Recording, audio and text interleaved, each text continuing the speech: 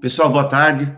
Obrigado pela presença de todos em mais esse evento do Hubik, nosso primeiro evento aberto, para ter um bate-papo hoje sobre o panorama da impressão 3D no concreto em si. E como nós temos o primeiro evento aberto, eu queria primeiro rapidamente apresentar um pouquinho do Hubik para vocês, para quem não conhece o Hubik. O Hubik nasceu de uma parceria entre a Universidade de São Paulo, Escola Politécnica e a Associação Brasileira de Cimento Portland, para o desenvolvimento da inovação hard-tech na construção. Nós estamos somando o que é de melhor para o nosso setor, da expertise em plataformas em redes, a expertise em implementação de inovação no mercado, a excelência no mercado do cimento e do concreto, toda a equipe multidisciplinar da Escola Politécnica, que possui pesquisadores altamente qualificados, um modelo de funding para pesquisa e inovação, e com certeza temos um laboratório de referência em cimento, concreto e em construção, em todas as áreas da engenharia. O Hub que hoje está trabalhando com 3 frentes de trabalho: a manufatura aditiva, a edificações e a questão dos materiais cimentícios. Para esse ano, a nossa cátedra já vai contar com a presença do professor Kamal Kayati, da Universidade de Missouri. O professor Kamal hoje é recém-eleito agora membro do ACI, do board do ACI, na minha opinião, uma das principais referências da atualidade hoje na questão de materiais cimentícios, principalmente em concreto de ultra high performance. Então, isso aqui é um pouco do nosso trabalho que a gente vem desenvolvendo dentro do Hubik. Já contamos com 33 empresas que se propuseram, que estão conosco nesse desafio da inovação. A gente vem trabalhando nessa jornada ao longo dos últimos 60 dias. Nossa equipe é coordenada pelo Vanderlei John, da USP, e o Walter Frigeira, da BCP. Nós temos como gestores da tecnologia o Sr. Rafael Pelegi e o Cláudio, da BCP. E o time que trabalha no desenvolvimento é a Diana, a Eliana e eu recebendo ordem dessa mulherada, que quem manda aqui são elas. Eu só obedeço o que elas mandam eu fazer aqui, ok? Legal, pessoal. Tempo num evento virtual é bastante importante para nós. Se vocês querem saber um pouquinho mais sobre o Hub, que as empresas que não conhecem o Hub, que ou alguma dúvida do nosso trabalho, visitem a nossa página ou acessem o LinkedIn. Dúvidas mais específicas, encaminhe para mim nesse e-mail hubik@hubik.org.br e nos acompanhe no YouTube. Bom, o professor Rafael Pilege, professor de graduação da pós-graduação da Escola Politécnica. Na minha opinião, o professor Rafael hoje é o principal pesquisador no tema no Brasil, um dos principais nas questões globais, quando se fala em manufatura aditiva.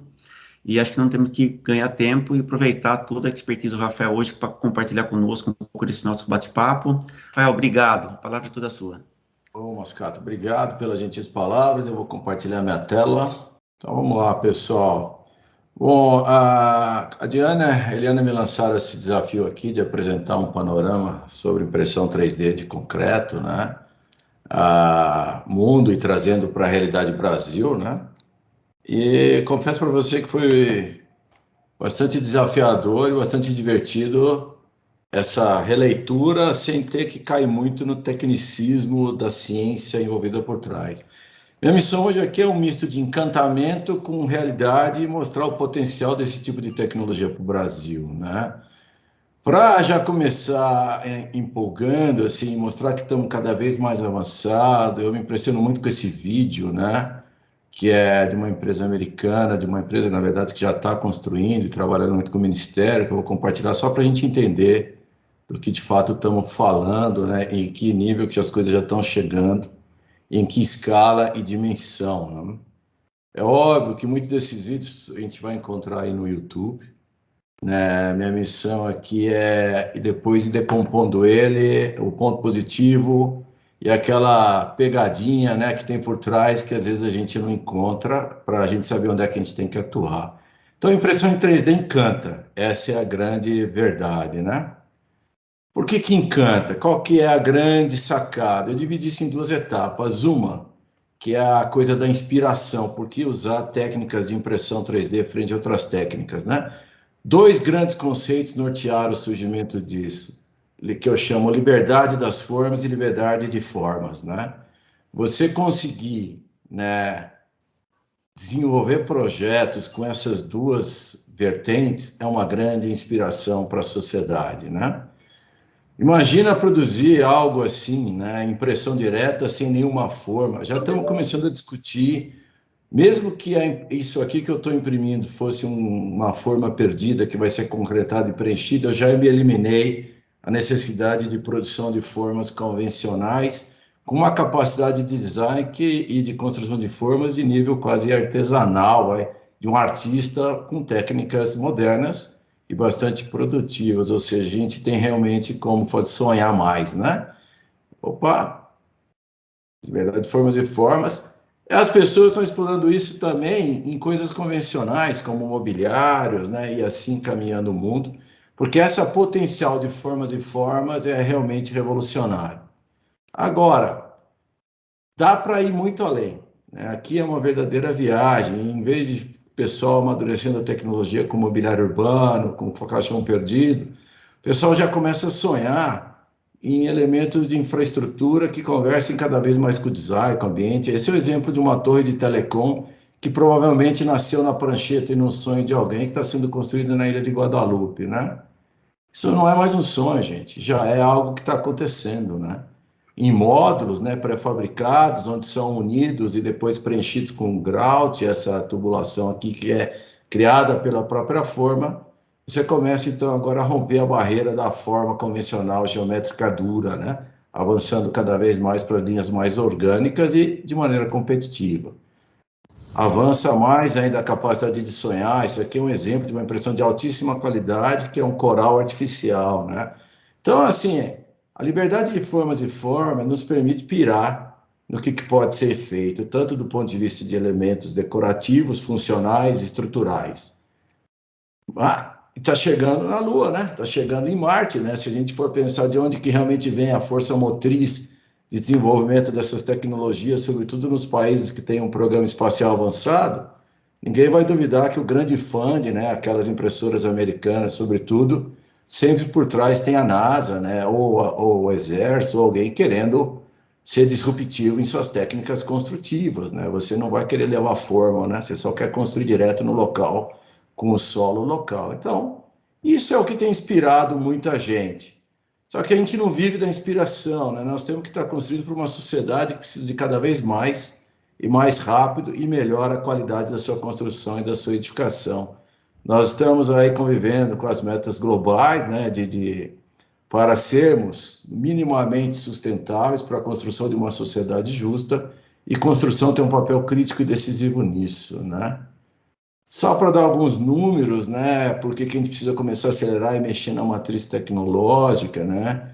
Seguindo o estado da tecnologia atual, com as tecnologias atuais, com toda a injeção de recurso e capital, com tudo acontecendo sem nenhum, né, intercorrência negativa, hoje nós temos 1 bilhão de pessoas morando em moradias inadequadas, em 2030 teremos 3 bi. Isso nos leva a entender que, apesar de a gente estar ganhando dinheiro, fazendo coisas no curto prazo, no médio e longo prazo, essa aceleração é exponencial e nós vamos precisar ser cada vez mais rápidos e mais eficientes. E convivemos, né, num planeta onde as questões climáticas não precisam mais ser discutidas. Eu só gosto desse gráfico porque ele mostra diferentes estratégias e cenários para minimizar o aquecimento global, iniciando hoje, né? Ou seja, a gente pode ir devagar ou a gente pode ser disruptivo para as metas de aquecimento. Moral da história, a gente precisa construir mais, melhor e mais rápido. Com a tecnologia tradicional, você pode fazer bem feito até em menor custo, mas o que se questiona é como é que eu vou poder acelerar esse processo, né? E reduzir o impacto ambiental, porque é isso que eu vou precisar. Né, o World Economic Forum, né, ele pauta 10 tecnologias disruptivas na construção, onde ele dá um destaque bastante grande para a impressão 3D como uma delas, né? Existe uma série de outras na tecnologia do universo 4.0, né, que estão muito alinhadas com as metas do Hub, né, mas hoje nós estamos falando aqui de impressão 3D e manufatura aditiva como uma das formas dessa aceleração, né? E aí eu começo a entender não mais a inspiração do 3D, e sim a razão pelo qual eu estou trabalhando e a gente está buscando mudar essa matriz tecnológica, né? Com um grande potencial de ferramenta para sustentabilidade, projetos mais delgados, desmaterialização, de eliminação de formas, etc., estão nessa direção, né? quando a tecnologia estiver madura, um grande ganho de produtividade, eu não vou ter que estar destruindo para reconstruir, né? Essa é uma outra meta. Desempenho, projetos funcionalizados, paredes que já acoplam estrutura, design, isolamento térmico e isolamento acústico na alvenaria, sem eu precisar trabalhar com outros materiais e outros sistemas acoplados. E se a gente der sorte, ganhos econômicos, né, que é o outro lado da cereja. Então, nós estamos bastante empolgados com essa coisa de manufatura aditiva, mas não porque ela é legal, porque ela tem lógica, ela tem razão. É óbvio que ela tem dificuldades, é um pouco do que a gente vai estar mostrando, e o momento dela é de nascimento de uma tecnologia. Mas as pessoas não gostam de rasgar dinheiro e não costumam também ficar brincando. Então, eu vou mostrar agora uma série de imagens, né, na lógica do panorama, né, do que está acontecendo por aí pelo mundo. É óbvio que a gente fala assim, olha, eu tenho um sonho de construir uma casa popular muito barata, hoje eu não vou conseguir. Mas, quem sabe, né, daqui a alguns anos, resolvendo os problemas da tecnologia, isso vai estar feito, e já há uma série de projetos super interessantes nessa direção, como essas moradias populares aqui no Catar. E o Catar já anunciou aqui seu primeiro centro, né, de primeira facility de impressão 3D, algo meio tipo Hub, já acontecendo, né? Moradias populares, né, no México, né, essa empresa americana Icon já tem trabalhado nesse tipo de construção modular. É óbvio que a gente já começa a ver algumas dicas, né? Será que eu gosto dessa textura mais rugosa que a impressão 3D me dá? Eu estou vendo que o vidro não foi impresso pelo 3D, alguém vai ter que colocar o vidro. Então não é só de impressão 3D que minha casa vai ser robotizada, aquela ideia dos Jetsons, né? Calma lá, de repente não estamos falando nem de indústria 4.0, ela é meio 5.0, né? Uma parte automatizada, outra parte interagindo aí com o ser humano, né? E às vezes moradias não tão populares também por aí. Esse é um projeto que já está em construção na Holanda, né? Essa é uma vila de 5 casas, né? Já começa também a subir um pouco o padrão, e a lógica dos projetos são paredes mais multifuncionais, né? Até a questão do telhado foi projetado, né? Vou aumentando a altura, né? Esse aqui é um projeto na Arábia Saudita, também uma casa por impressão 3D, um design mais simples, mas ao mesmo tempo vai se questionar, né? Se eu tenho uma necessidade de forma e velocidade, às vezes a velocidade vai me permitir algo mais linear. É óbvio que eu vou estar sempre competindo com outras tecnologias, mas a vantagem de desmaterialização pode ser algo que vem a favor da impressão. A altura vai aumentando. Esse é um edifício que foi feito em Dubai, né, pela Sapscore, que ficou muito famoso, que já é um edifício alto, que foi construído em canteiro, né? Tudo bem que construir em canteiro em Dubai provavelmente tem vento e pó, mas não tem chuva, né? Mas já é algo que você consegue imaginar acontecendo em canteiro, né? Trabalhando a favor, né, da gravidade, a direção de impressão dos componentes são dessa altura. E aqui já naquelas pegadinhas assim, a gente já vai vendo que a impressão nunca é contínua e mágica, assim, né? Você vendo que ele vai trabalhando em ilhas, né? Ele está subindo as paredes desse lado, enquanto aquele outro lado imprimiu meia altura, está esperando ganhar resistência para voltar lá e subir novamente. E assim ele vai trabalhando, porque uma questão ligada à impressão 3D é que a camada de baixo tem que suportar o peso da camada de cima, né? E depois consolidar e rigidificar. A gente vê que também, apesar de ser uma parede oca, né, ele já tem essas nervuras de impressão para rigidificar. Então, comparado a paredes de concreto convencional, você começa a ter um conceito de desmaterialização interessante, mas a questão da estrutura vai ter que ser instalada, né? Você vê que a estrutura é convencional ainda aqui, né? Então, na verdade, a alvenaria está sendo impressa, né? Mas as coisas vão aumentando, né? E a impressão on-site já está chegando para elementos estruturais mais agressivos, como esse protótipo de uma torre eólica de 10 metros, né? Onde você vai curando, ganhando resistência e vai subindo a próxima camada, né? O que eu gosto nesse vídeo é que ele dá uma realidade da velocidade de impressão. Para aqueles que acreditam que ela já é fast, muito rápida, ela ainda não é, né? Você está imprimindo ainda, camada a camada, elementos, projeto estrutural, tanto autoportante no estado fresco como endurecido, né? Você vê as juntas aqui. Então, assim, a coisa está andando e está sofisticando, porque você consegue produzir. Esses caras já estão agora com um projeto para 40 metros e ainda depois atingindo alturas maiores, né? Agora, imagine se você tem uma impressora que ainda melhorar a tua questão do projeto, trabalhando com otimização topológica, você pode imprimir esse troço aqui estranho, nessa direção meio vertical, e aparentemente você, se fosse algo concreto monolítico, né, tá bacana, tem menos massa, mas eu faço o que com isso, né? Eu posso deitar esse cara aqui a partir de uma certa altura, unir vários, apertar por proteção e eu faço uma ponte. Então, uma série de elementos horizontais, as pontes estão na moda, a Diana me provocou pelas pontes, né?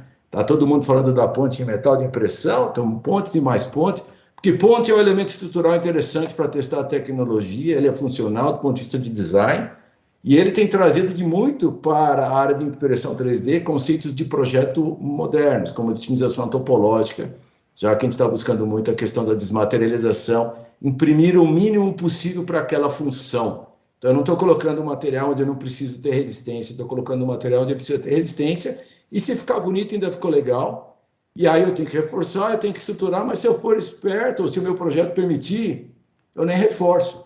Essa nova ponte por impressão 3D, ela já trabalha em estruturas compressivas, sem reforço. Então, você começa a repensar o projeto. Então, a impressão 3D, ela começa a subir como uma ferramenta profundamente atrelada à capacidade humana de imaginar formas e projetar soluções eficientes, e ela executar com a menor quantidade de material possível, né? Vou subindo ainda, né? Várias tecnologias de robô, nós vimos os portais, assim, os pórticos, né? Aqueles gantries, né? Como aquela impressora que fez a ponte, aqui já é um braço robótico com um cabeçote, né? Multicomponente. E eu já posso também pensar em outros elementos estruturais, então o uso está sendo infinito. Então, quando eu falo panorama, agora deve estar surgindo uma nova coisa. Nesse caso, se tem feito aqui, né, essas caixas expansoras aqui para água, né, storm water collectors, né, para você é feito no tamanho exato daquele pedaço da via, porque aí você não precisa fazer uma forma para cada geometria, né? Também um projeto estrutural, ele fica confinado, trabalha sob compressão e vai bem. Aí os arquitetos viajam, né? Projetos arquitetônicos estruturais, né? Essa é uma famosa coluna que foi feita, né? Que aparentemente a impressora 3D fez isso aqui dessa maneira única, mas a gente começa a ver que a tecnologia, uma coisa é o que você vê, outra coisa é o que é isso que a gente precisa entender, né? Esse cara já foi feito em módulos, na verdade, né? Ocos que são depois unidos, preenchidos com HPC, essas colunas, e depois são serradas as janelas para montar essa estrutura no local, né? Pô, módulos, grout e pós-processamento. Gera uma estrutura onde a impressão 3D gerou uma forma funcional, né? O que é uma grande sacada, se imprimiu uma grande forma que deixou. E essa ideia pode ser explorada em elementos convencionais, né? A gente discute muito se eu vou fazer um edifício por impressão 3D, mas eu acho que tenho como eu fazer as formas pela impressão 3D e os edifícios convencionais. Esse aqui está na linha, né, da última palestra que nós tivemos com o nosso colega, né, o Rodrigo. Isso aqui é uma empresa chinesa que ela imprime. Esses caixotes são formas, né? Ocos, eles são ocos. Aqui são paredes, né, que você imprimiu para fazer o fechamento. Aqui você tem floreiras. Aqui você tem os teus sanitários, que são pré-fabricados por impressão. E aí você vai montar no canteiro. Você vai alinhar as formas, vai colocar o teu reforço, tua armadura, vai concretar convencional e vai fazer edifícios de 2, 3, 4 pavimentos. Na verdade, a impressão 3D ela não foi usada para fins estruturais, ela foi usada para fins de eliminar a necessidade de produção de formas. E é uma forma decorativa que já sobra aqui. Já tem um grande ganho ambiental de sustentabilidade, mas ela ainda não tem a função estrutural. Óbvio que o que ela tem que suportar? A pressão hidrostática da coluna de concreto colocada dentro dela. Então, ela não é uma forma fraca, ela tem que resultar no estado fresco aqui o peso dessa coluna. Então, esses edifícios multipavimentos vão começar a surgir aos borbotões, assim, fica bonito? Aí, ó, olhando por dentro, depois de pintado, parede, todos os elementos feitos por impressão, né? Ligados com tecnologia convencional, por exemplo, onde estamos vendo aqui as vigas, né? Então, isso começa a acontecer. Usos convencionais, né? Eu, Wanderlei, a gente brinca muito que antes do 3D a gente devia explorar muito 2,5D, Wanderlei. Isso aqui é para você, aqui, ó, o que os caras estão fazendo. O pessoal está fazendo aplicações em contapriz ou placas ou lajes, né? Que você pode fazer uma laje impressa, por exemplo, se você quiser, ou um contrapiso ou um piso, né? E no final, com qualidade ótima e funcionalidade adequada. Então, os usos são endless, são infinitos. Aí você está cada vez mais motivado a buscar novas aplicações, né? Você também pode explorar a arquitetura. Eu gostei dessa foto, que ela é bastante romântica, né? Essa aqui em homenagem à Diana, assim, um arquiteto olhando para o infinito, no pôr do sol, uma construção no meio do deserto. E aqui não é cimento, aqui é terra, né? Mas o que é legal disso aqui? Isso aqui é genial, porque o projeto já é multifuncional, é um projeto de isolamento térmico. A parede é desenhada por uma espessura, por física das construções, para que você tenha. Aqui a gente já vê um outro tipo de equipamento surgindo no mercado. Nós vimos aqueles robôs super sofisticados, os pórticos gigantes. Esses aqui já são o que a gente chama de mini builders, equipamentos que são pequenos, que, né, verticais, mais baratos, com uma lança longa, que você espalha vários, e ele vai estar construindo de dentro para fora e depois você transporta. Essa é uma questão muito grande. Qual é o modelo tecnológico que a gente adota? Né? Será que a tecnologia está madura? Esse aqui é um aspecto muito importante que a gente tem que pensar, né? Bom, eu vou destacar alguns pontos que são os mais visíveis para não ter que discutir todos os aspectos da tecnologia, né? Porque tem muitas dúvidas. É uma área assim, para a área de cimentícios concreto, né? O advento da manufatura aditiva, ela causou um frisson, reabriu um mundo que se considerava mais, já estava meio, né, otimizando, né, o HPC, autoadensável, redução de consumo de cimento, etc. Essas possibilidades ilimitadas que conversam com as técnicas, materiais, processos, sobretudo com o projeto e a função, essa liberdade de formas e formas, acelerou o mundo. Mas dois problemas você vê de cara nos olhos, é o que todo mundo vê de cara, né? Um, o problema do acabamento. Eu queria uma superfície lisa, ou a superfície que eu quisesse. E o outro, eu queria imprimir sem parar, né? Que todo mundo faz, por isso que ninguém nunca mostra, né? Esses problemas estão aí, cara. Se falar que estão resolvidos, não é verdade, porque ele já não é um problema só mais de máquina, impressora e software. Ele é profundamente atrelado ao casamento máquina, impressora, software, bomba, material. E material é uma questão sempre muito local, né? Assim, não é um material único que eu vou trazer da Europa para o Brasil. Então, esse é um entendimento que ainda precisa se dominar. Então, quando vocês olharem uma imagem de impressão 3D, sempre olhe o degradê de cores na altura. Esse é o número de layers que ele foi forte. É mais ou menos igual anéis de crescimento em árvore, assim, né? Em cima está sempre escuro, embaixo está sempre claro. Porque se ele conseguiu imprimir monolítico, de uma vez só, ele é uma cor única, né? E esse aqui é um exemplo de acabamento ainda rústico, né? E problema de cor. Né? Esse aqui é lindo já no acabamento, já está bem melhor, mas o problema de cor, mesmo nessa pequena altura, ele já faz, né? Você vê que ele imprime camadas até muito pequenininhas, já aqui um outro tipo de robô. Então, ao longo da apresentação, vocês estão vendo que tem vários tipos de equipamentos. Esse aqui parece uma aranha, na verdade, ele é um tratorzinho que vai com a impressora no local, abre quatro perninhas aqui, se estabiliza, imprime, fecha as perninhas, anda até o próximo local. Esses projetos, sempre com esteirinha, estão muito ligados ao canteiro, né? É uma lógica de projeto de gestão de obra, como é que eu vou tocar minha obra, mas esse geralmente sempre tem por trás algum foguete, o cara quer mandar ele para o espaço para fazer alguma aplicação, mas antes de chegar no espaço, a gente usa aqui. Então, esse é um outro exemplo aqui, né? Mas isso está evoluindo. Esse já é um exemplo de uma parede feita, o projeto estrutural, né? Você vê aqui todo esse oco, né? Que é desmaterialização, reforços laterais para suportar a carga do concreto quando ele infiltrar o grout, né? E um acabamento extremamente já liso de superfície, sem a necessidade de um acabamento ou um pós-processamento, né? Esse já é um projeto que esse eu tive a oportunidade de acompanhar na Suíça, quando eu estive lá em 2019. Você vê a cor única aqui, né? Esses caras conseguiram bater o recorde, de atingir 3 metros de impressão vertical sem colapso e sem parar a impressora. Ele não tem uma impressora, que esse cara aqui, né? Ele tem um grande braço robótico. O que ele tem? Um cabeçote desenvolvido para isso, sistema de bombeamento que está aqui atrás, modelagem paramétrica de projeto, tanto do ponto de vista, né, estético, como do ponto de vista de reforço da estrutura, porque você vai imprimindo e o material vai se tornando autoportante, para que quando ele chegar lá em cima ele não colapse.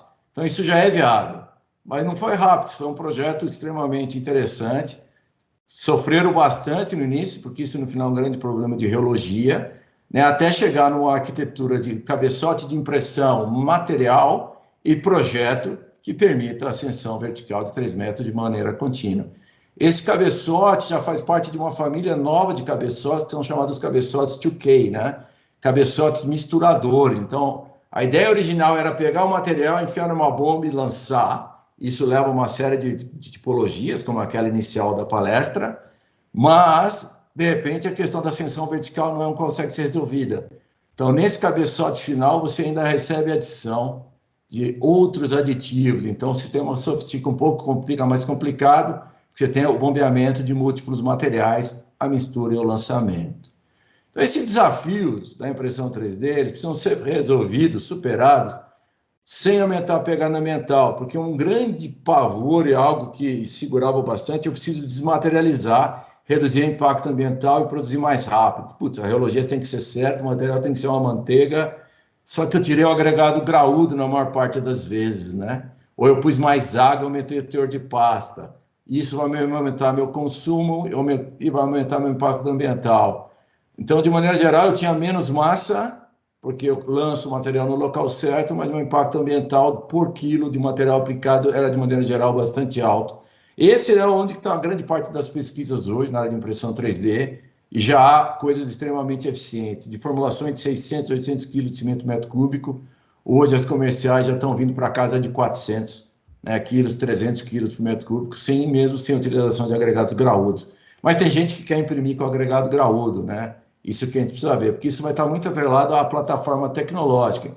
Eu tenho meu problema lá de altura e acabamento, e eu tenho uma eterna dúvida sobre a plataforma tecnológica que vai estar aí sendo utilizada no mercado, né? Porque a gente é inundado com esse tipo de imagem, né? Um portal, né, que vai andando num trilho, vai imprimindo a casa e vai construindo, né? Já há máquinas reais, tá? Essa máquina aqui já é utilizada comercialmente, né? Primeiro o cara faz uma coisa treliçada, né? Começa assim, depois ele botou uma carenagem espacial aqui para botar valor no projeto dele e está no mercado, né? É a mesma daquele vídeo inicial, né? Mas eu quero mostrar o mesmo vídeo agora, um outro pedaço, para mostrar que mesmo para esse tipo de aplicação, os detalhes estão aqui. Então eu vou passar o vídeo e vou parando nos detalhes que a gente gostaria de ver, né? Primeira questão, né? A velocidade com que ele imprime, né? Apesar do volume ser alto no mangote, velocidade extremamente lenta, né? E grandes distâncias horizontais. Quanto tempo demora para sair do ponto A para o ponto B, né? Essa é uma grande discussão que se tem hoje. Grandes impressoras gigantes imprimindo nessa velocidade ou 5, 6 impressoras pequenininhas imprimindo pedaços, né? Olha aqui de novo as fases de impressão, né? Você tem a primeira camada que está clara e a nova camada sendo impressa por cima, né? Então, o cara, com certeza, enquanto uma camada está endurecendo, ele vai para um outro canto e vai imprimir um outro negócio, né? Esse é outro detalhe.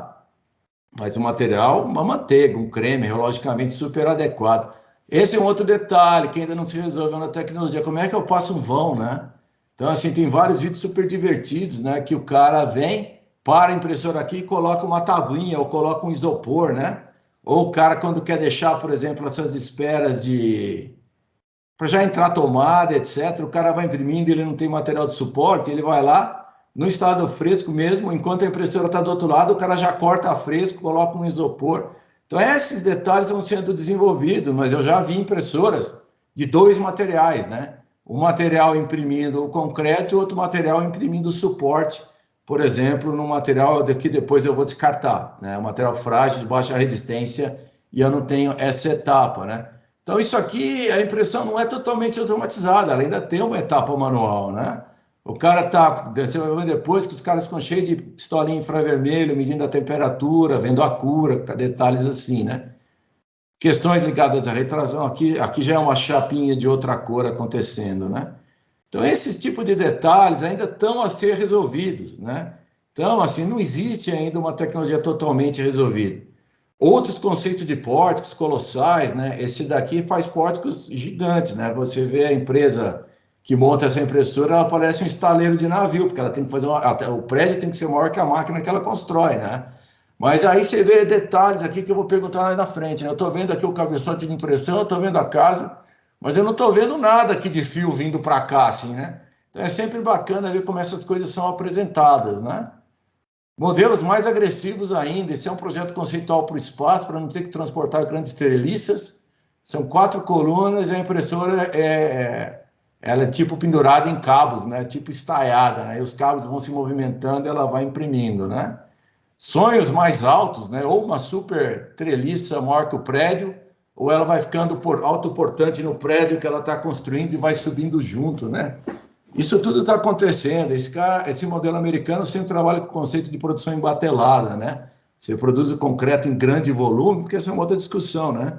Vou trabalhar com uma impressora, né, em silo, qual a vazão, qual a velocidade. Então, assim, tem sempre essa discussão de como acelerar. Se eu acelerar a impressão, eu tenho que acelerar a entrada de material no meu sistema também, né? Coisas extremamente sofisticadas, né? Cabeçote escondido para não mostrar como é que ele é, né? Mas aqui já bico fino para fazer alta resolução. Os caras produzindo robozinhos mesmo, né? Eu gostei dessa imagem, é uma empresa extremamente interessante, que esse robozinho ele vai transportado e o projeto deles é que ele vá mesmo para a Lua, assim, né? Mas ele vai para o canteiro. Então já repararam que na internet nunca mostra, né? Os que vêm, os sistemas ligados à impressão, que é onde está o negócio, que é como é que mistura, como é que bombeia, qual que é o detalhe do cabeçote, né? Por que os caras não fazem isso? Porque ainda está mais ou menos resolvido. É sempre assim, você vê uma impressora e parece que a máquina está feita e está resolvida e meu problema não está acontecendo, né? Projeto da casa holandesa lá, eu tenho um colega que trabalha na empresa, né? Por que ele discutimos muito? Impressão 3D, na verdade, é multietapa. E ela é resultado de uma combinação de subsistemas. Então, lá na impressão da casa holandesa, depois que se imprimiu, o cara corre atrás com o borrifador de mão, aplicando agente de cura para evitar fissura de retração, porque na formulação dos caras é monocabeçote, tecnologia 1K, não entra os aceleradores compensadores de retração, porque isso daí não combina com o 1K, teria que ser uma outra tecnologia. Então, isso aqui tem que ser levado sempre na mente, multietapa e combinação de subsistemas. Então, essas imagens que estão aqui são bastante simbólicas, né? Aqui dá para ver um caminhão, a bomba, né, a casa, mas eu acredito muito na filosofia, né, de um famoso filósofo da Escola Politécnica, né, onde que na verdade engenharia o diabo mora nos detalhes, né, um tal de VMJ assim. E quando você desce para os detalhes, vamos pensar, por exemplo, só na coisa da bomba, né? E depois, que outras etapas eu estou falando na impressão 3D, né? Então, a impressão 3D, pessoal, ele começa pela dosagem, misturador primário, armazenamento do material, que pode ser a seco ou a úmido, né? Transporte, que é bomba ou carriola, misturador secundário, aplicação, né? O desenho, que é o shape, a moldagem do cordão, se é redondo, quadrado, o acabamento, o ganho de resistência, e depois começa o reforço, né? Posso misturar essas etapas. Fala, legal, isso é linear, assim, a tecnologia, né? Não, você tem infinitas possibilidades de combinação e cada um leva a um negócio, mas como é que se define essa matriz? Tem duas formas de eu pensar um negócio. Eu tenho essa máquina, eu vou fazer o que eu faço com essa máquina e vou imprimir as peças que eu preciso fazer com a máquina que eu quero aqui. Ou de trás para frente, né? Esse projeto aqui, que alguém concebeu por arquitetura, topologia, etc., qual é o melhor mix aqui dentro do meu modelo de negócio que me dá produtividade, velocidade, etc. As combinações são infinitas, né? Vamos brincar de bomba, né? Diversos conceitos de bombeamento, né? Rotor estator, bombas peristálticas voltando, apesar de ela não ter, né, ela não compete com duplo pistão para grande volume, mas para impressão 3D, de repente ela é mais barata que um motor estator e mais fácil de manutenção, né? Duplo pistão, grandes volumes, isso aqui não atinge os mesmos volumes, isso está aí aberto, né? E os cabeçotes de impressão, então? Eu mostrei vários ao longo da apresentação, cabeçotes que é só um tubo, cabeçotes sofisticados que misturam materiais, e aqui, quando você vai de fato a olhar o que está acontecendo por aí, o que eles te contam? Nada. É uma grande caixa preta, porque aqui grande parte da tecnologia está aqui. Está no casamento de mistura, bombeamento, cabeçote de impressão, atrelado a um sistema de movimentação do lançamento no espaço, que são geralmente os vários robôs. Então eu fico me perguntando se a gente deveria estar sempre olhando para as máquinas de movimentação ou se eu tenho que olhar no funcionamento desse sistema, porque se eu tiver que botar grandes volumes, eu preciso produzir cada vez mais e mais rápido, eu preciso que massa, máquina, misturador, bomba, cabeçote tenha um fluxo contínuo e fique entupindo por aí. Muitos já estão com sistemas muito legais, né? Esse aqui é um tipo de sistema, não é nenhuma propaganda, né? Esse já é um sistema integrado, que a indústria de pré-fabricado já tem praticado, né? Que é um sistema de mistura seco, misturador e bomba acoplado, um braço robotizado num trilho, já produzindo componentes, né? Aqui é one K, sem receber nenhum aditivo na ponta. Esse troço é infinito, 2K, e está chegando ao spray, né? Eu quis aqui mostrar que nem só de fio vive a impressão 3D, né? Quando isso aqui foi mostrado em 2018, 2019, baixa resolução, isso não vai acontecer, né? Aí a Kuka, que é uma empresa fabricante de robôs, já começou a fazer isso aqui, ó. Ele põe a gaiola de armadura e faz o spray central e tem outro robô que dá o nivelamento. Ele monta a parede de dentro para fora, e não de fora para dentro. Isso está chegando, né? Essas coisas estão acontecendo e estão acelerando. É óbvio que tem uma série de desafios tecnológicos em aberto no mundo inteiro, né? Tecnologia de equipamentos, projeto de componentes, a sequência de moldagem, os modelos de preditivos, a questão da consistência do material, reforço e armadura, como dar o acabamento, os demais sistemas, e a questão de código de construção que começa a ser superado, sobretudo com essa lógica de eu imprimir a forma, tipo forma perdida, e infiltrar concreto e reforço estrutural convencional. Mas qual é a mensagem? Esse negócio está acelerando exponencialmente, mas ainda não há tecnologia dominante estabelecida. O jogo está em aberto. Essa que é a verdade. Então, eu vou mostrar que o Brasil está entrando agora nisso, né? Eu vou dar alguns dados que a gente tem colocado em leitura para entender esse cenário da construção, né? Primeiro, coisa que isso é um levantamento está sendo organizado pelo César, um aluno de mestrado dele, né? Onde então já analisaram mais de 150 publicações no assunto, né? E está catalogando o tipo de material para impressão que está se dominando por aí. Bom, tem vários. Não é só de concreto que vive, o argamassa, o microconcreto. Você tem vários de impressão com material local, polímeros, geopolímeros, cerâmicas, vários materiais diferentes sendo utilizados na área de construção, né? Cimentícios são dominantes, vários tipos de cimento sendo testados, CSA, CAC, C3S. O Portland é dominante, mas tem sempre uma fração grande de outros, né? Que o cara não especifica, ou seja, tem muito ainda segredo aí por trás. Que tipo de adição que tem sido utilizada, né? Muito trabalho feito com escória, cinza volante, micro e nanosílica, né? Pozolanas começando a entrar agora, tem um trabalho super interessante do grupo do Flat, onde um desses trabalhos que conseguiu reduzir o consumo de cimento, ele substituiu o cimento por filha calcário e pozolana, um tipo de hash que eles têm lá na Suíça, né? Filha calcário também com uma fração significativa e entrando cada vez mais, porque qual que é a questão sempre do 3D? Eu não posso só trabalhar com resistência 21 dias, como ele é autoportante, eu preciso de ganho de resistência sempre muito rápido, né? Isso define o que eu quero do meu tipo de cimento. Os aditivos também são um mundo à parte, né? Tanto que várias empresas de impressão 3D são empresas de aditivos, né? Que é um coquetel, né, de maneira geral, hidrofogantes, reguladores de pega, modificadores de viscosidade, os dispersantes dominando, né? Tensoativos e outros sendo utilizados.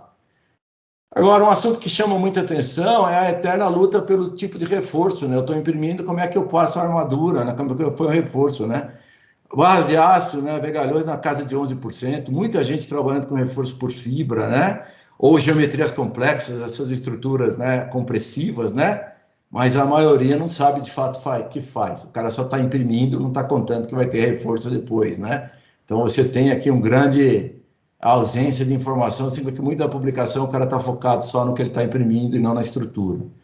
Falando no tipo de fibras, né, dominam as fibras de polipropileno, né, provavelmente essas microfibras para evitar a fissura de retração, fibras de vidro e começando a crescer bastante a penetração de fibras de aço.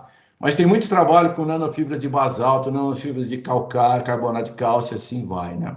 Isso também tem surgido cada vez mais. E a produção, né, tem crescido, né? Essa é uma amostra, na verdade, eu acredito que até mais acelerada ano a ano. Você tem uma produção absurda de literatura, né, nessa área, está acelerando exponencialmente, não só de trabalhos científicos, de vários retratos tecnológicos de tudo que tem por aí.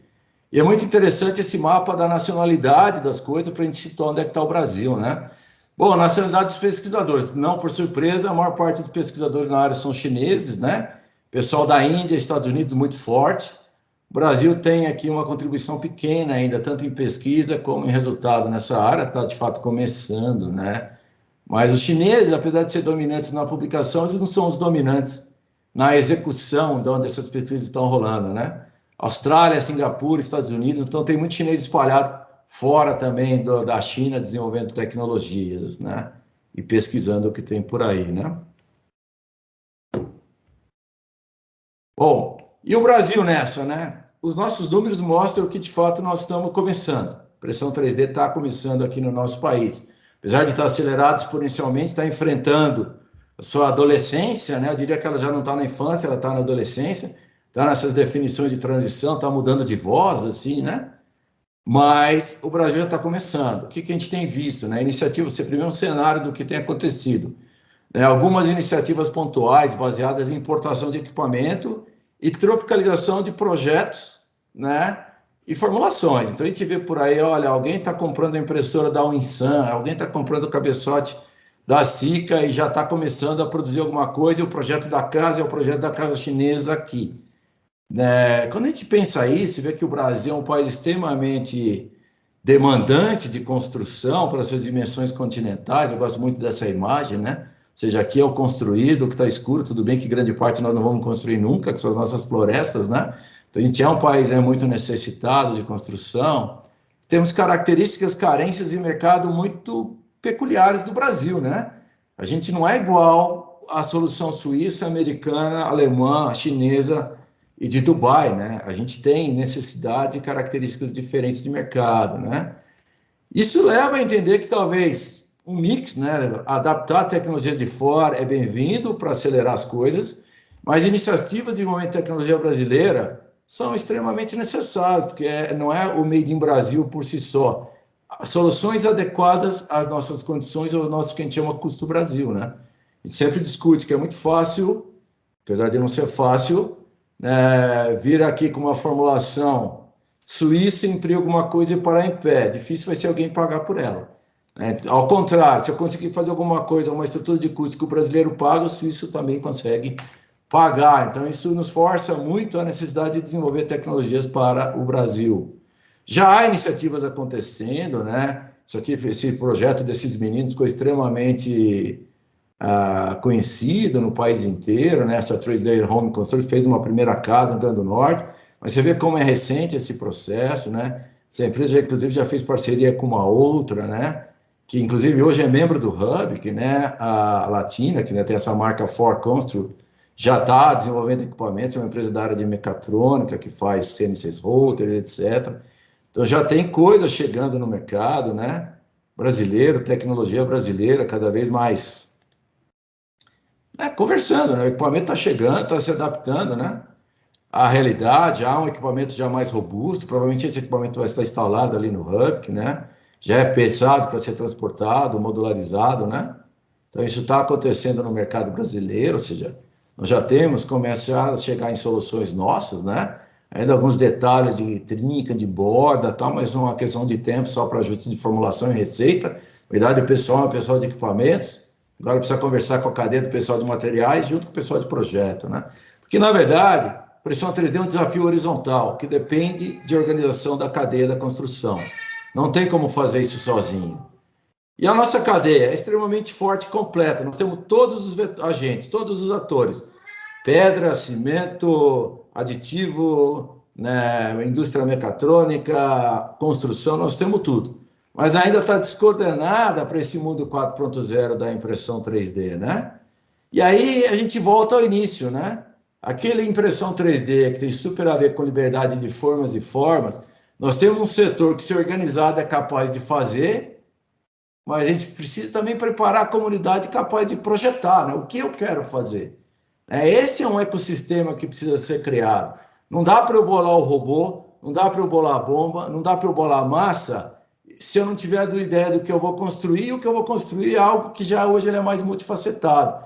Ele não é baseado só em pôr parede em pé, né? Ele já pode trazer uma série de outros vetores de funcionalidade e design, né? Então, na verdade, a impressão 3D, ela começa do projeto. Tudo bem que as tecnologias são a ferramenta que eu sei o que eu posso projetar, mas se ela não começa do projeto, onde os engenheiros, arquitetos conseguem desenvolver uma linguajar que se beneficie do conceito de impressão 3D, isso depois se integre com o ambiente, né? Toda a lógica de smart cities, toda a lógica de infraestrutura que nós vimos, isso tem que estar dentro de um conceito de racionalização cada vez maior, né? Então, acho que essa é, de fato, a grande proposta do que a gente tem feito, né? A grande ideia do Hub, que tem surgido como uma plataforma de construção digital, na verdade, é ser uma grande plataforma de integração para essa inovação. Então, pessoal, dentro do meia hora, acho que me foi dada, não sei se extrapolei ou não muito o meu tempo, né? A ideia de mostrar um panorama do que está acontecendo no mundo e deixar uma mensagem clara que o mundo está fervendo nisso, mas a gente ainda não perdeu o trem da história, né? Nós temos todos os agentes, todos os vetores, o pessoal ainda está se achando no que é negócio, no que é tecnologia, no que é projeto, né? Nós estamos lá, né? Nós temos como chegar lá, que nós podemos aprender com o que eles já fizeram e partir daqui para frente, mas isso depende de uma grande cadeia de integração, né? Então, pessoal, encerro aqui a minha apresentação. Eu queria agradecer todo o tempo e a atenção de vocês. Muito obrigado. Muito obrigado, excelente abordagem para nós. Como disse o Rafael, quando criança a gente sonhava um dia para a Lua, né? Hoje você escolhe companhia que vai te levar para o espaço. Então, em 3D é mais ou menos isso, gente. A coisa está evoluindo muito rápido e vamos tentar criar esse nosso ecossistema o quanto antes para poder acompanhar. O Brasil está no tempo e o Hubik está se preparando para isso e faremos esse trabalho com certeza. Pessoal, recebi aqui um montão de perguntas para compartilhar com o Rafael. Vamos tentar responder todas, que legal, tem bastante, a atuação da equipe está sendo super interessante. Rafa, queria começar com uma minha, primeiro, teu direito, né? Como o Brasil vem se preparando para desenvolver soluções de impressão 3D? Como é que está o preparo brasileiro? E uma segunda que já apareceu no meio do pacote aqui, que papel o Brasil pode ter no desenvolvimento dessa tecnologia? Como é que você vê o cenário nacional? Cara, é um pouco do que eu falei ali no fim da apresentação, assim, o Brasil, ele está entrando na tecnologia, a gente tem que separar o Brasil dos brasileiros, né? Em quase todos esses projetos aí que nós vimos no exterior, sempre tem um brasileiro envolvido, né? Eu conheço vários que estão nisso. Nós temos empresas de um setor aqui extremamente forte de construção, né? O que o Brasil ainda não fez e começa a fazer agora é criar essa aglutinação, né? Onde eu ponho na mesma lógica baseada em projeto do que eu quero construir até o como eu vou construir, né? A gente tem hoje no Brasil uma certa comunidade científica produzindo trabalhos já interessantes na área de materiais, aditivos, né? Agora, nós já temos algumas iniciativas exploratórias, sobretudo na lógica de startups, né? De novos negócios, o que é interessante, porque assim, olha, o cara quer sair daquele mainstream, desenvolver coisas novas acontecendo. Então, o Brasil está entrando na cena. Porque o Brasil tem uma coisa que era interessante, né, na minha conversa com os suíços. Né? Eu falava, legal, vocês têm impressora, vocês têm tecnologia, vocês só têm um probleminha. Vocês não têm mercado e não tem por que usar isso, além de ser estético. Então, o Brasil tem necessidade, matéria-prima, cadeia organizada, força no mundo internacional na cadeia de construção na área de cimentício, e com essa aglutinação e olhando um pouco para o projetar as coisas 3D numa lógica que o beneficie da tecnologia, ou seja, eu não vou fazer só coisa quadrada, só coisa, eu vou usar a forma, ajudando a função, como naquela ponte, por exemplo, estrutura compressiva, o Brasil vai bastante forte nisso. O Brasil tem como fazer um papel diferente nisso? Eu acho que tem um papel bastante forte nisso. Países como o Brasil, os países em desenvolvimento, é onde o mercado vai estar. Então, na verdade, esses países podem até, né, olhar a tecnologia de fora, mas todos vão ter que desenvolver a sua própria, né? Voltando lá no começo, eu vou ter uma impressora, mas se eu não tiver a tinta que passa na impressora, e a tinta vai ser feita com material local, e o meu projeto vai ter que ter um projeto de conforto térmico acústico local, seguir os códigos de identificação local, isso nunca vai acontecer. Então, não vem de fora para dentro. Você pode até trazer uma máquina aqui, que bota ovo, né, que é a impressora ali, depositando coisas.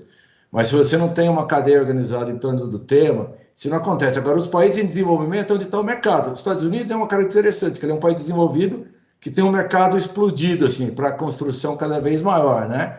E não, por acaso, estão indo para essa questão de automação, né? Assim, eu não quis ir muito pela linha, olha, eu vou tirar a mão de obra do canteiro, porque não é verdade, viu, pessoal? Quem acha que com impressão 3D vai causar desemprego no primeiro momento, isso não é verdade. Você precisa de um monte de babá ainda cuidando das impressoras.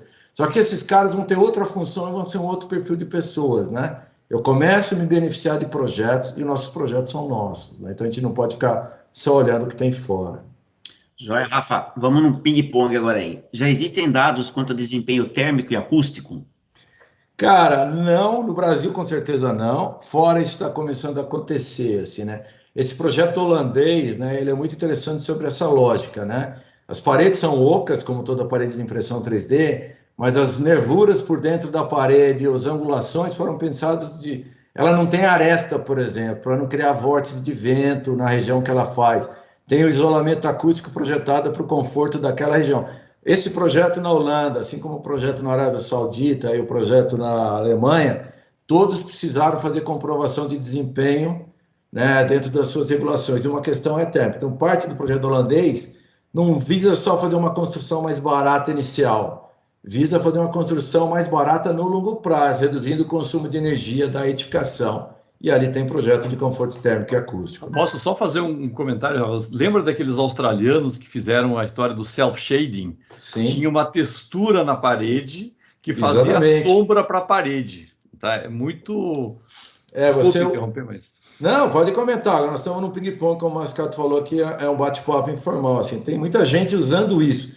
Porque assim, fala assim, olha, a impressão ainda não é rápida. O que eu ganho com isso, né? Menos massa? Ganhei já. Menos forma? Ganhei. E se o design da parede não é só passar a tubulação, né? Também me der benefício acústico, benefício térmico. Aí o pessoal de física de construções vai se divertir bastante, né? Joia. Vamos para mais uma. Vou dando o Fernando. Fernando, muito legal. Coloca as perguntas mesmo. Vamos em frente. Não tem desculpa nenhuma, cara. Qual a resistência mecânica desse concreto prototipado pelo equipamento, Rafael? Qual a resistência mecânica do nosso concreto aí? De impressão 3D do componente ou do concreto? Concreto. Cara, o concreto, o pessoal tem feito desde concretos de resistência baixa, né? Você vê aqueles até os de terra, seria o concreto sem cimento, né? Até quase o HPC, tá, nego passando, né? Você tem duas grandes lógicas, tá? A lógica do que eu chamo impressão 0,5, que é como se você tivesse uma caneta de impressão, uma lapiseira com ponta ultra fina, né? Como os suíços fazem, né? Sobretudo os suíços fazem isso. Ali eles trabalham com resistência muito alta, acima de 50 megapascal. E a lógica dos caras que estão imprimindo bitelão, grandes volumes, né? Onde o design não é o que domina é ter a parede. Os americanos, com aquelas salsichas bem largas, assim, salsichões, né? Ainda não são os maiores, né? Os alemães estão querendo imprimir slabs, assim, como se fosse uma alvenaria, assim, né? E aí são resistências menores, porque ele não precisa de tanta resistência para ser autoportante, né? Joia. Vamos para a prática agora. Caso legal. Existem dificuldades logísticas na entrega da argamassa. O que acontece se faltar o argamassa ou o concreto no meio de uma impressão? Para a impressora. Na verdade, é mais do que isso. Você não pode faltar argamassa e concreto durante a impressão e não pode... Quando estiver lá, você não pode ter interrupção do fluxo. Então, por exemplo, eu vou ficar alimentando minha impressora manualmente. E aí eu olhei para o lado, voltei, acabou o meu reservatório, agora eu jogo massa. Então, você tem que... O processo é contínuo. Como um processo contínuo, ele trabalha, como a gente chama assim, o cabeçote trabalha afogado, né? Então, você tem que calibrar o teu fluxo de entrada com o teu fluxo de saída, né? Senão você tem um defeito na impressão, que várias partes daquelas falhas é quando dá umas entupidinhas ou falta massa na bomba, né? Amigo Brito, sua resposta está dada. Vamos sair da Terra, vamos para o espaço. No espaço, a técnica funcionaria? Não teria gravidade para ajudar o material a sentar? Cara, o pessoal do espaço gosta disso. A baixa gravidade ajuda no teu ganho de resistência inicial, né? A minha pergunta do espaço, antes, na verdade, tem uma pós-doutoranda que está vindo para o grupo, né, que fez mestrado e doutorado na Penn State, nesse projeto de concretagem no espaço, né? E aí eu falei, tá bom, você vai usar cimento em Marte, né? Que você vai levar água? Ela falou, não, a ideia desses projetos é sempre trabalhar com material local em planetas onde se ache água. E se não tiver gravidade, muda o teu projeto de tensão de escoamento, né? Teu ganho de resistência pode ser menor. Agora, não falar assim, putz, vou jogar meu material, ele vai voar porque não tem gravidade, ele não é muito assim, né? O cara tem que calibrar isso para ele ser depositado, né? O pessoal sabe. Você pode fazer a impressão sob pressão, tá?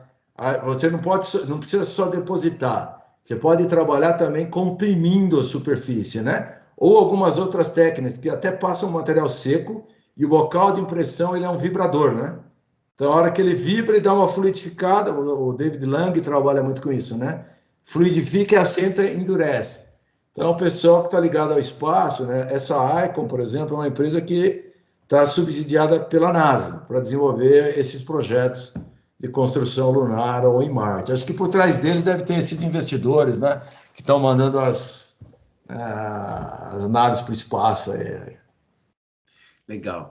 O Mas Rafa, vamos imprimir na Terra primeiro, isso que é a minha missão. legal, legal. Lá na UIA, no UIA 2021, agora o Congresso de Arquitetura, como é que está? Você sabe de algum? Tem alguma informação se os arquitetos estão pensando em alguma coisa em termos de manufatura aditiva? Como é que está? Não sei responder. Poderíamos até perguntar para algum arquiteto que esteja aqui no grupo para nos dar essa contribuição. Assim, o que, que a gente vê, né? O pessoal que tem trabalhado e se beneficiado da impressão, os arquitetos têm se beneficiado da impressão 3D, são caras que têm trabalhado muito com esse tipo de modelagem paramétrica, etc., trabalhando e com otimização topológica, né? Então, eu nunca sei se é um arquiteto ou se é um engenheiro trabalhando junto, porque eu sou engenheiro de materiais e confesso minha ignorância nessa área. A gente fez recentemente, né, da cátedra de parceria ArcelorMittal, nós trouxemos o Benjamin Dillenburg, que é um arquiteto que trabalha na Suíça nessa área, para dar um curso só de modelagem em projeto. Aí tinham vários ali que vieram fazer o curso, mas assim, eu sou um pouco fora da cena de arquitetos no Brasil. Na verdade, eu estou até provocando e convidando eles para eles se aproximarem mais do nosso linguajar aqui de projeto, porque no final, é o que eu sempre falo, eu posso imprimir qualquer coisa, só preciso saber o que, né? E aí vem do projeto e da arquitetura. Uma perguntinha legal agora. Já temos no Brasil algum nível de organização em laboratórios, centros de avaliação de desempenho e verificações minimamente preparados para avaliar essas soluções em manufatura aditiva? Bom, se você estiver falando da avaliação do componente, sim, porque no final a avaliação do componente construído é uma avaliação normal, né, convencional, né? Se você falar assim, olha, vamos avaliar o material, vamos trabalhar com as impressoras, acho que ainda está se montando estruturas de grande porte. Tanto que uma das grandes metas do Hub que é a montagem do laboratório físico de manufatura avançada, né, onde impressoras 3D vão estar por lá. Agora, há uma série de projetos acontecendo por aí, né? Com essa lógica de forma, né, perdida e concretagem monolítica, né, e reforço convencional, não há problema, porque no final a impressão 3D não é ela que é o elemento estrutural, né?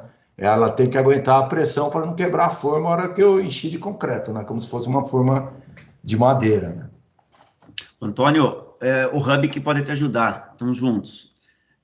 Rafa, agora no ping-pong rapidinho. Concreto colorido, alguma diferença? Não. Na verdade, pigmento afeta a reologia, né? Você ajustou a reologia, foi para frente. Sem problema. Joia. Repetindo mais uma vez para ajudar o Christian, altura máxima de cada camada, Rafael, pode repetir para a gente? Cara, uma impressão normal, 1K, né? Que é sem aditivos aceleradores, vai a 1 metro, 1,5 metro no máximo, não é que quebra.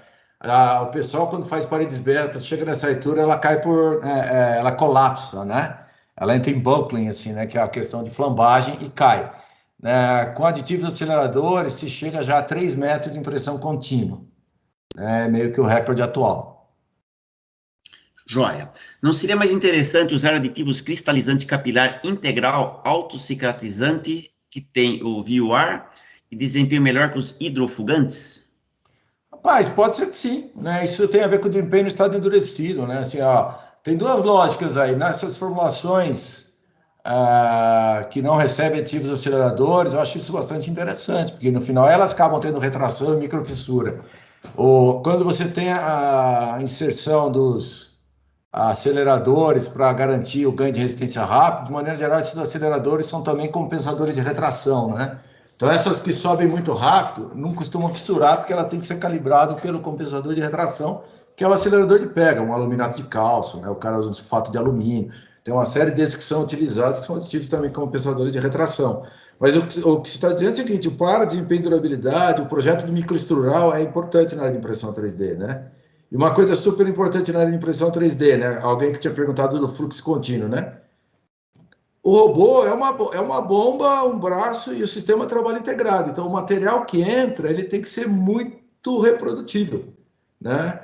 Então, ó, quando eu vou para trás para as etapas de mistura, para as etapas de bombeamento, eu tenho que diminuir muito a minha variabilidade, ou tenho que treinar muito o meu robô a tomar decisão baseado nas informações do sistema, né? O torque no cabeçote, a temperatura, a pressão. E os sistemas começam a trabalhar cada vez mais, que não foi o objetivo da palestra, integrado a essas questões de grandes bases de dados, né? Big Data, né? Conversa com IoT. Na verdade, impressão 3D é uma técnica dentro de um ecossistema maior, né? Porque quem tem que corrigir o traço durante o bombeamento é a própria máquina, né? Você vai alimentando, o torque aumentou, coloca mais aditivo, coloca menos água. Isso na área de concreto tem essas tecnologias que monitoram os caminhões, né, betoneira. Isso aqui tem que estar integrado no sistema para grandes volumes e grandes escalas. Pessoal, por causa do tempo, vou fazer mais duas rapidinhas só. Já passamos aqui 5 minutinhos. Acho que são respostas rápidas, Rafael. Daí a gente dá uma pequena abertura para o público, fazer alguma questão aberta. Qual a principal função do uso das fibras na argamassa de impressão? Não bagunça muito a rheologia? Bagunça muito a rheologia. Você tem duas famílias de fibra, né? Fibras poliméricas tem dois sentidos. Uma, aquela lógica de dar uma coesão e evitar fissuras de retração de secagem, né? Tem gente querendo usar fibras poliméricas também pela questão de risco de incêndio, né? Como você tem paredes muito finas, a questão de pólen, né? Mas o principal uso é como em argamassa, para compensar a microfissura de retração. E fibras metálicas têm sido muito utilizadas na formulação usou a rheologia. Existe uma terceira variante, por questão de tempo eu optei em não colocar, mas depois eu posso compartilhar. Hoje existe uma série de máquinas que vem junto, né? A impressão vem de um lado e a fibra vai sendo lançada, né? Igual o grampeador, né? O cara vai grampeando a massa, jogando fibra in situ, assim, né? Para não zoar a rheologia, né? E depender menos de após colocação da armadura. Então ele faz um híbrido, né? Projeto meio compressivo, massa com pouca fibra e a fibra é colocado depois meio salpicado durante a impressão, né? E aí você tem a função no final integrada, né? Joia, Rafa. Então, o Vanderlei quer falar alguma coisa? Assim, Rafael, acho que era importante dar uma perspectiva para as pessoas do que nós vamos fazer no Hubic, né? O Legal. Hubic tem um grupo de empresas, tem a USP, tem a BCP, nós temos toda a nossa rede internacional e nós temos uma estratégia, né? Então, talvez valesse a pena você gastar antes que o pessoal comece a ir embora, o que é que nós vamos fazer e como é que as empresas todas estão convidadas e podem participar. Muito bem, o que a gente tem feito, né? Dentro de todo esse ecossistema que está se criando no Hub, que uma das linhas é a manufatura avançada, do ponto de vista físico, duas iniciativas estão acontecendo, né? Dentro lá do espaço da BCP, uma, a construção de um coworking, né? Escritórios compartilhados, e a reforma do laboratório, criando um laboratório de manufatura avançada, né? O qual, na verdade, vai estar muito inspirado nesses projetos, né, da ETH, esses projetos da Universidade de Princeton, que é uma grande estrutura, com braços robotizados, né, além de equipamentos dedicados. Então, quando você está lá com o braço robotizado e você está querendo desenvolver o teu produto, a pergunta para você, dentro da lógica do Hub, qual é o produto que você quer desenvolver? Putz, eu quero desenvolver uma parede. Mas você tem uma máquina que você quer desenvolver? Não, eu preciso desenvolver tudo. Então, a gente vai estar lá como para poder desenvolver o cabeçote, pendurar no robô, usar a central de dosagem de concreto, vai ter uma planta para produção de concreto com capacidade de mais de 20 toneladas de matéria-prima. Tudo isso dentro desse espaço, a hora que o projeto estiver concluído, para se trabalhar. Não, eu tenho o meu robô, eu quero testar e desenvolver massa. Ou eu quero juntar uma empresa de matéria-prima com o meu robô, com um escritório de arquitetura e desenvolver um componente. Isso é tudo desenhado como um projeto dentro do Hub, né? E como um espaço multiusuário, essa grande plataforma multiusuário, os projetos têm orçamento, têm confidencialidade, têm objetivo no final de chegar no mercado. Então, o que a gente está pensando dentro dessa iniciativa de Lab? Ter condição de tudo que a gente viu sendo feito aí fora ser feito lá dentro, com equipamentos próprios da infraestrutura ou com equipamentos que são instalados lá para atender um projeto, ou com parceria, né, como membros do Hub, que olha, eu tenho uma impressora 3D, eu quero colocar aí porque eu quero que ela esteja disponível para o mercado. Então, é meio que, vamos falar assim, a integração da cadeia, né? Meu projeto é ser um cara de agregados e quero desenvolver agregados para impressão 3D. Pode-se desenhar um projeto utilizando aquela infraestrutura. Porque o que a gente vê? Existe o lab na escala pequenininha, os artigos científicos, existe a obra numa escala gigante, Mas falta na comunidade brasileira aquela escala intermediária, que é a escala do piloto, né? Onde, com essa capacidade de conhecimento, e se precisar de um cara de mecatrônica, você tem o cara de mecatrônica ali na escola Politécnica, se precisar de um arquiteto, você tem a FAO. Você pode integrar, precisa de caracterização de matéria-prima, você tem os laboratórios da BCP, concreto. Então, esse ecossistema criado, ele é desenhado para ser baseado em resolver projeto, desafio. E o desafio é o desafio tangível, que é sempre do negócio, né? Cada um tem um negócio. Um pode estar fazendo matéria-prima, outro está fazendo tinta, outro pode estar fazendo robô, outro pode estar fazendo cabeçote, outro pode estar fazendo casa. Qual é o teu produto? A gente vai embalar lá dentro. Só para, assim, talvez... nós temos também o dinheiro da Embrapi, né? Então, um diferencial que a gente tem, que a gente pode montar projetos de inovação e tem como aportar recursos para suportar o trabalho. A segunda coisa que eu acho que é super interessante, que o Rafael mostrou, toda aquela cadeia, né? Você não é uma empresa, não vai dominar todo o processo, não vai fazer o robô, não vai construir o software.